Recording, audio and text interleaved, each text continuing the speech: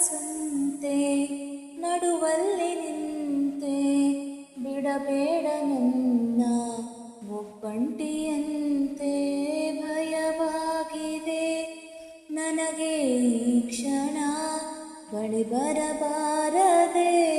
ನೀನು ತಕ್ಷಣ ಕೈಯ ಹಿಡಿದು ನನ್ನ